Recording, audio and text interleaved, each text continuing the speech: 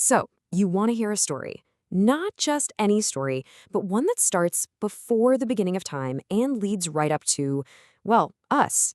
Today, we're diving into the Islamic narrative of creation, a massive cosmic story where every single detail is part of one single unfolding plan.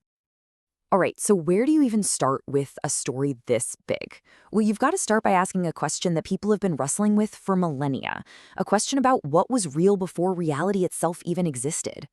Think about it. Before the first star flickered into existence, before galaxies, before space and time were even a thing, where was God? I mean, what was there? This is really the first piece of the puzzle. And the answer from a saying of the Prophet Muhammad is, wow, it's both incredibly simple and super deep. It gets to a core idea. God's existence is absolute. He's totally self-sufficient. This means he doesn't need a throne or angels or even a universe to exist. He was there before all of it, completely independent of everything else. Okay, so if there was literally nothing, how did we get, well, everything? This brings us to this huge concept called creation ex nihilo, which literally means creation from nothing. And the mechanism? It's all about God's will, wrapped up in one powerful command, be. In Arabic, that's kun. And it just is. We're not talking about building with pre-existing materials. We're talking about bringing existence itself into being from scratch. So we've got the how, creation from nothing. But what about the what? I mean, what was the very first thing God created? And what was its job? This is where it gets really interesting.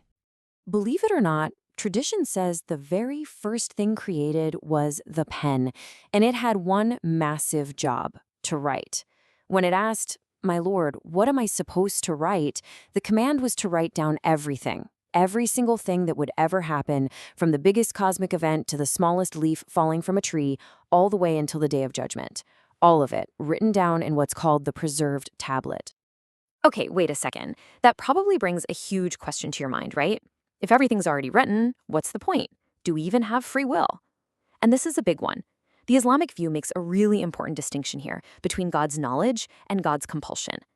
The idea is this: God, with his perfect, infinite knowledge, already knew every choice you were going to freely make, and he wrote down that knowledge. So think of it less like a script that forces you to act and more like a perfect record of the choices you were always going to make on your own. All right, so the blueprint is written.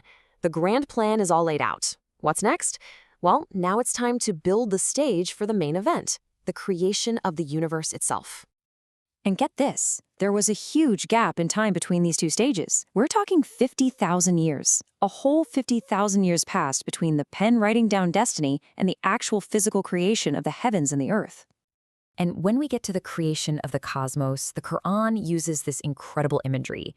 It talks about a time when the heavens and the earth were a single entity, like they were fused together, and then God split them apart. It's this vision of a single point of origin just expanding outward. And yeah, a lot of people have pointed out how much that resonates with modern ideas about the beginning of the universe. But this brings us to the most important question. Why? Why was all this created? And the story gives us a beautiful answer. The universe wasn't some random cosmic accident. It was more like a home, meticulously prepared for an honored guest. Every star was placed just so, every river carved out, every law of physics fine-tuned, all before the guest of honor even arrived. And that guest? That's us, humanity. So the stage is set, the home is ready.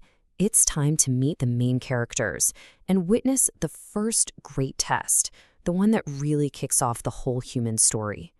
So meet Adam. His creation story is totally unique. He's made from different kinds of soil gathered from all over the planet, which is said to be why we see such amazing diversity in people today. And here's the crucial part.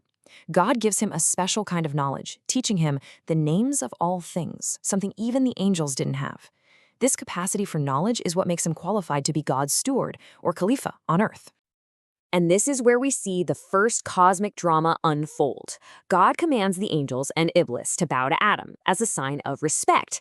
Now, in Islamic tradition, Iblis isn't a fallen angel. He's a jinn, a being made of fire, who was so devout he was among the angels. The angels, they obey without question. But Iblis, he refuses. He's filled with arrogance, basically saying, I'm made of fire, he's made of dirt, I'm better than him. And that one act of pride seals his fate. He's cast out, and from that moment, he vows to be the sworn enemy of humanity forever.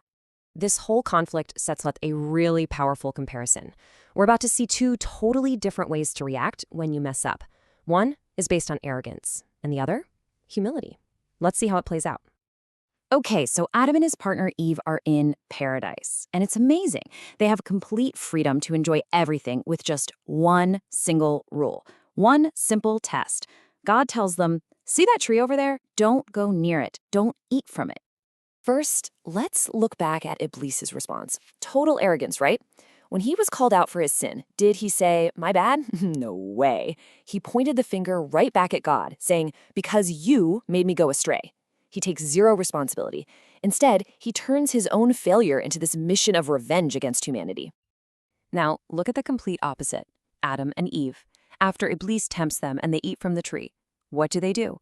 There's no finger pointing, no excuses. Their first instinct is to turn right back to God with total humility, saying, our Lord, we have wronged ourselves. They own their mistake completely and just beg for forgiveness. And this is such a critical part of the story. Their descent to Earth isn't seen as just a punishment. It's actually the next chapter in the plan. It's the beginning of the human mission.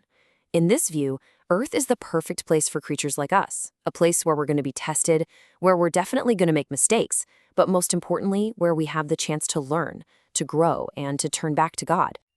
So humanity is sent to Earth, but not just left to wander around lost. God wouldn't do that. They were given a map, a guidance system, to help them on their journey. And here's the pattern you see throughout history in this narrative. Whenever people started to lose their way, God sent prophets and messengers to get them back on track. Now, the little details of the law might change depending on the time and the people, but the core message, it was always the same. Worship the one true God. That's it. And you can see this incredible, unbroken chain of guidance.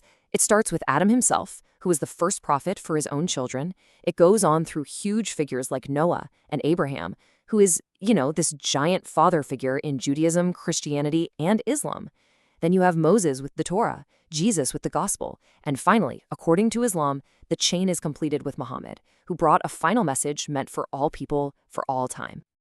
So, after all that, the creation of the cosmos, the pen, the prophets, what does this all mean for you, sitting here right now? The whole point of this story is to tell you one thing. Your existence is not an accident. You're not just some random speck of dust in a forgotten corner of the universe. From the very first moment of creation, you were intended. So really, this entire epic story, the creation of the universe, the drama in paradise, the thousands of years of prophets, all of it was just the prelude. It was the setup for your story. According to this worldview, you are here for a reason, as a part of this divine plan. Which leaves us with one final, big question to think about. What's your role in this story?